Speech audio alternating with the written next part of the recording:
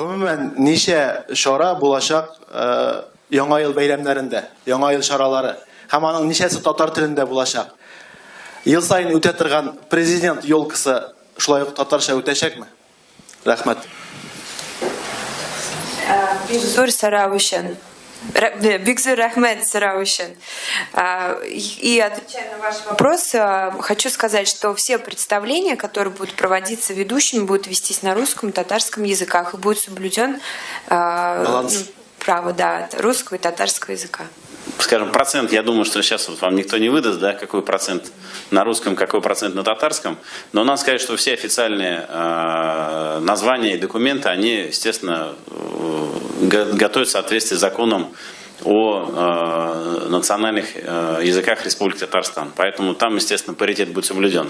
Что касается непосредственных представлений, особенно для туристов, которые приезжают из других регионов России, то, конечно, я могу честно сказать, это преимущественно будет на русском языке, поскольку все-таки преимущественное число туристов, которые к нам приезжают, они все-таки не владеют татарским языком.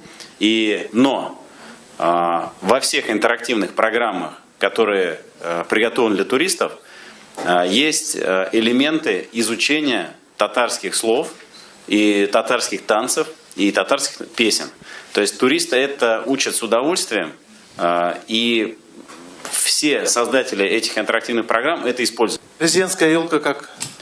Не могу комментировать, поскольку не занимаюсь организацией. Кашбабай тоже на русском что-то много общается. Он знает татарский вообще? Он татарский знает. Опять же... Разницы не видим, что вот с других регионов пришли Кашбабай, ну там Дед Мороз и наш Кашбабай как. Чем они отличаются? Нет, Кашбабай он один. Он у нас один. Он живет в Янакрылай. Вот разных Кашбабаев быть не может. Он один у нас. Он один, да. То есть, если это идет группа детей из Татарстана, которые 100% все говорят на татарском языке, естественно, работа идет на татарском языке. Если же есть смешанная группа или группа детей, не владеющих татарским языком, безусловно, работа идет на татарском языке. Я думаю, что вы со мной согласитесь, это абсолютно нормально. Сабанты вопросов нету, да? На двух языках. А вот новогодний период, там больше русскоязычных мероприятий, больше и в Крылае, и набережные, и елки тоже. Как-то можете это проконтролировать и на будущее, чтобы, хотя 50 на 50 было?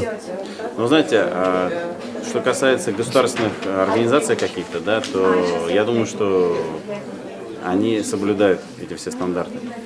Что касается частных инициаторов этих мероприятий, то, в принципе, они исходят, еще раз повторюсь, от аудитории.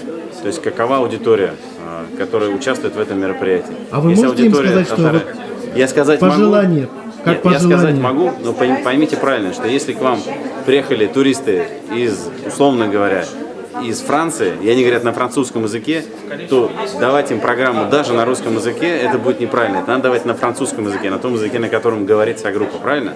А национальность как будете показывать? То есть песни и танцы на татарском?